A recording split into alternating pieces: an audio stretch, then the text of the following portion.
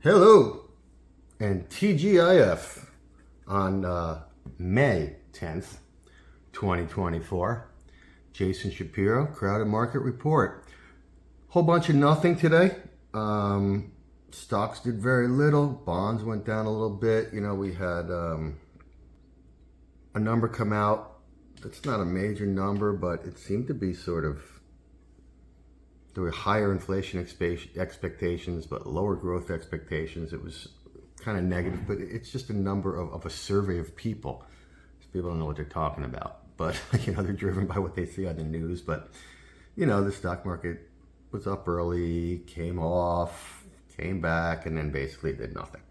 Bonds were down early and basically stayed down.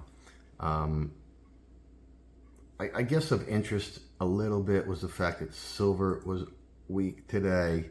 You see it was way up in the morning, came way down, and then didn't really bounce very much, despite the fact that gold was up a lot, although gold came down too. Copper was up a lot, also came down a lot, but silver was the weakest. It still closed up. I don't know that it's that important. I thought, from my perspective at least, the dollar stuff was a little sad today because we had a positive number come out in England, a higher than expected GDP, and you see right here the pound went up strongly on that, and it kind of failed, came way down and came back, did nothing, just like everything else did today. And same thing, quite frankly, in Canada. And we had a strong number in Canada. Employment number went way up, failed, and then did nothing.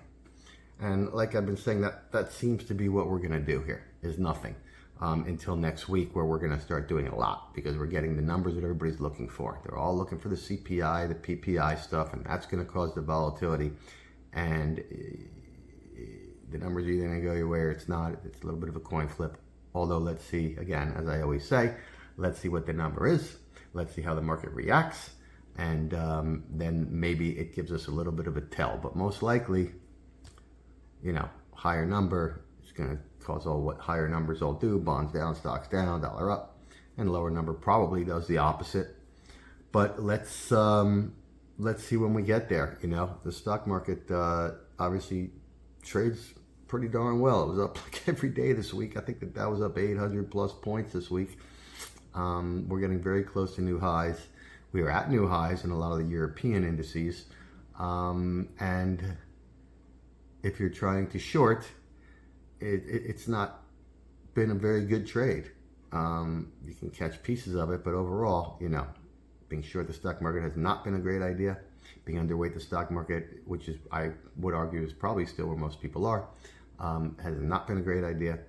And we will continue to see how these things happen again next week. So rest up, because there's going to be some vol next week.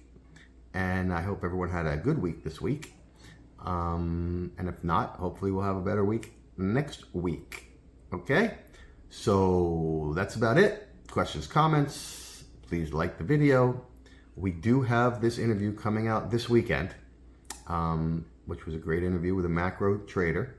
And it's going to be exclusive to our CMR members and members of our free Substack. So if you'd like to see that, all you got to do is go on Substack. I think we have it right in the link below the video, and sign up for the Substack, and you'll see a free interview, or a great interview.